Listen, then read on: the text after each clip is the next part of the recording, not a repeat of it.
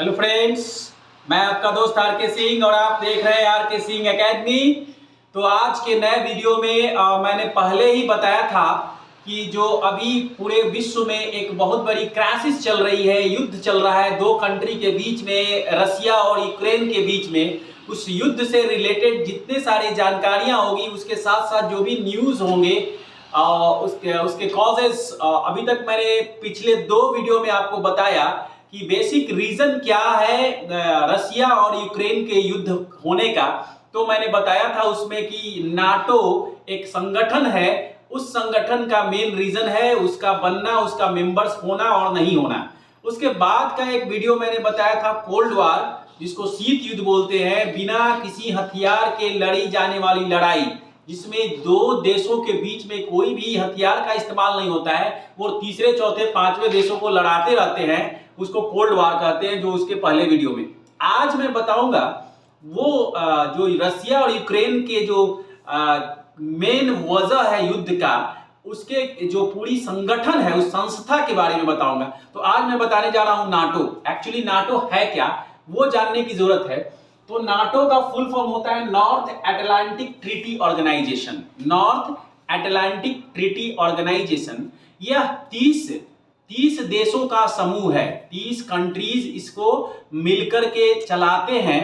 और मैं बता दूं कि ये जो नाटो का जो हेडक्वार्टर है, मुख्यालय है, ये ब्रुसेल्स में है। और ब्रुसेल्स जो है बेल्जियम का जो है शहर है।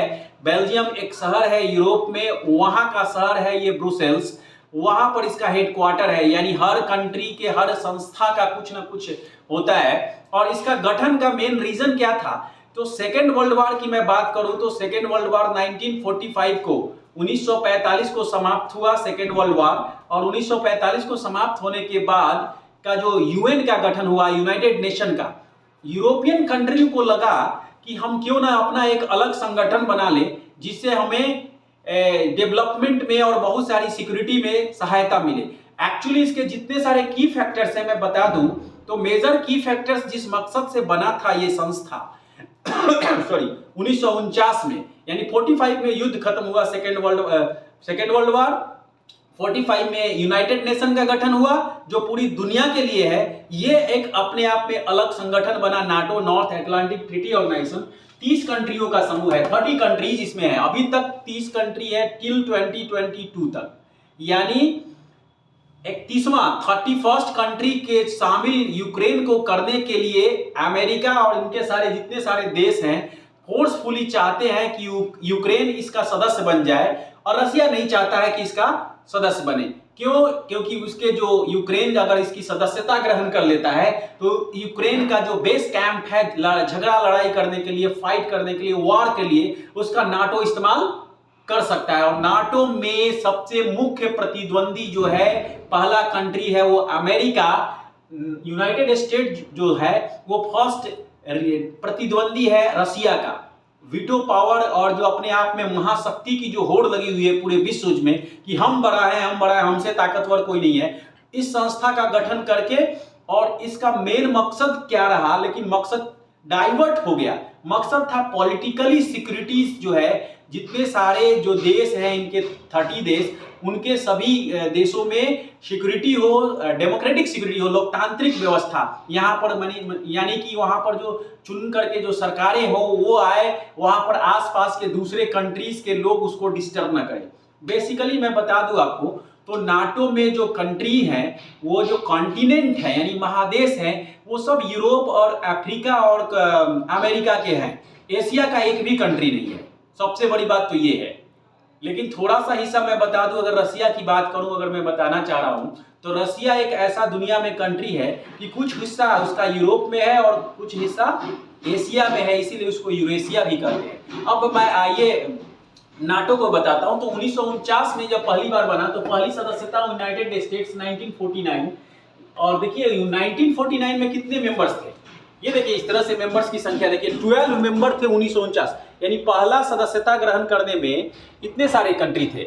United State of America 1949, United State of Kingdom जिसको आज इंग्लैंड कहा जाता है वो 1949 में, नॉर्वे 1949, पुर्तगाल 1949, Belgium 1949, Canada 1949, Denmark 1949, France 1949, Iceland 1949, Italy 1949, Luxembourg 1949, Netherland 1949। इस तरह से मैं आपको बता दूं कि ये जो 12 कंट्री है, 12 कंट्री, ये फाउंडिंग मेंबर्स हैं। अब फाउंडिंग मेंबर्स क्या होता है? वैसा कंट्रीज जो किसी भी संस्था की एस्टैब्लिशमेंट होती है, संस्था जब शुरुआत में बनती है उस समय जितने सारे मेंबर्स होते हैं उसको फाउंडिंग मेंबर कहते हैं।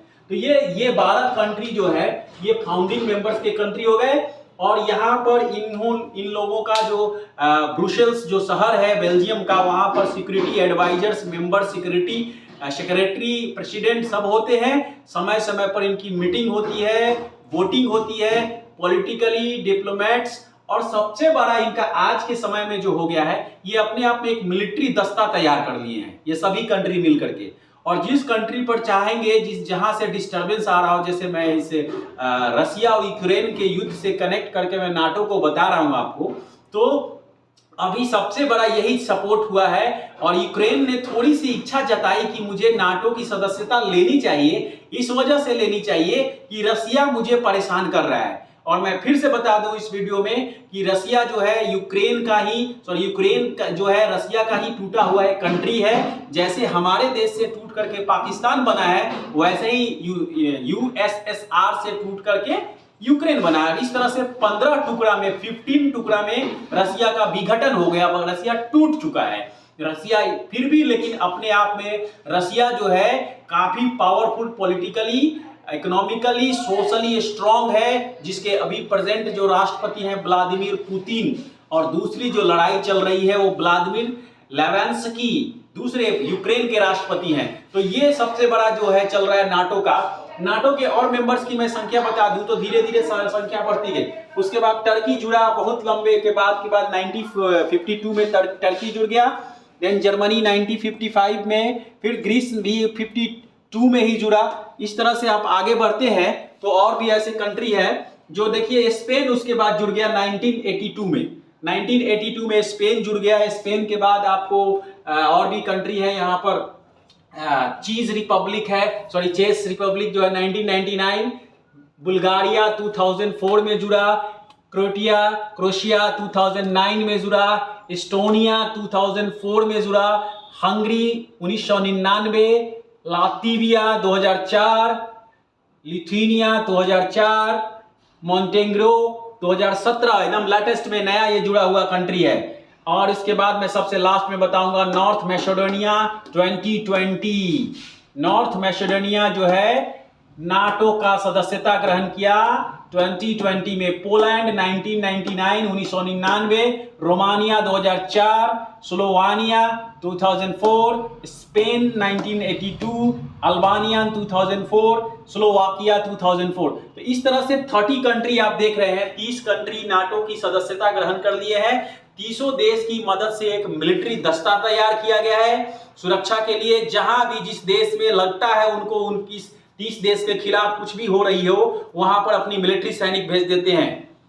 तो सबसे बड़ा आज के समय में समझ लीजिए कि ये मिलिट्री कार्रवाई जो है अपने आप में ये सुरक्षा की दृष्टि से स्ट्रांग बना लिए हैं। यानी और भी दूसरा जो कंट्री है, ये एशिया का कंट्री हो, और भी दूसरे कंट्री, वो इन पर डायरेक्ट जो अटैक करना चाहेंगे तो काफी मुश्किल होगा। इस हिसाब से यही लालच यूक्रेन को ये नाटो के जो मेंबर्स हैं इन्होंने दिया। और रसिया को लगा कि अगर नाटो की सदस्यता यूक्रेन ग्रहण कर लेता है तो इसका मुझे ज्यादा से ज्यादा नुकसान होगा। अब सीधी भाषा में मैं आपको समझा देता हूं। अगर पाकिस्तान, चाइना जो है पाकिस्तान का बेस कैंप इस्तेमाल करके इंडिया से युद्ध लड़े, या अमेरिका या और भी दूर दूर के कंट्री, ऑस्ट्रेलिया, इंग्लैंड आकर के यहां लड़ते हैं और पाकिस्तान का सपोर्ट लेते हैं, तो हमसे आसानी से युद्ध लड़ सकते हैं। लेकिन अगर अमेरिका से बम गिराना हो तो उनको दिक्कत है ना, कितने हजार किलोमीटर की दूरी से बम गिराना पड़ेगा। तो ये एक बड़ी स्थिति बनी हुई है। और यहां पर जो स्वायत्तता की बात मैं बता दूं तो यूक्रेन अब चाहता नहीं है कि रसिया के साथ मर्ज हो जाए, मिले। और रसिया चाहता है कि यूक्रेन को या तो वो सदस्यता ग्रहण नहीं करे या तो हमारे साथ मर्ज हो जाए। और मैं बता दूं आज 20वां दिन है 20वां दिन युद्ध का चल रहा है यूक्रेन और रसिया का। इस तरह से युद्ध की स्थिति अभी भी बनी हुई है और बहुत सारे यूक्रेन के शहर कीव है, खार्किव है, ये सब जो है उसका नुकसान हो चुका है।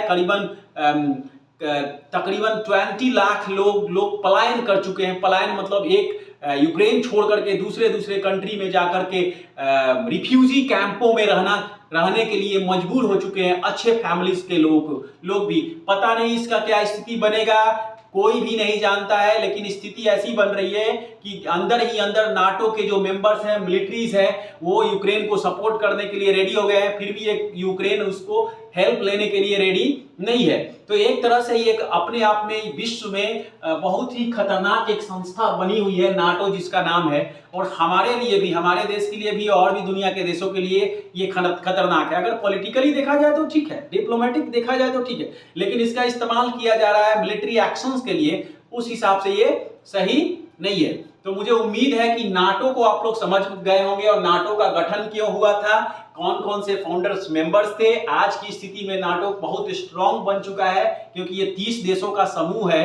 अगर 200 देश में अगर 30 देश ये सब स्ट्रांग कंट्री है यूरोप के, और एक साथ मिलकर के इसका एक्शन कर रहे हैं, फंडिंग कर रहे हैं, इकोनॉमिकली सपोर्ट कर रहे हैं एक दूसरे को, तो अपने आप में बहुत बड़ी बात है। तो इस हिसाब से अगर आपको अगला कोई और न्यू पॉइंट जानने की जरूरत हो तो प्लीज आप कमेंट बॉक्स में कमेंट करें, शेयर करें अपने दोस्तों को, और नए यूजर्स को इसको शेयर करके सब्सक्राइब करें, जिससे कि नई जो चीजें हैं अभी युद्ध से रिलेटेड हो या और भी इससे कनेक्ट की हुई चीजें, वो आपको मिलता रहेगा। So thank you and have a nice day.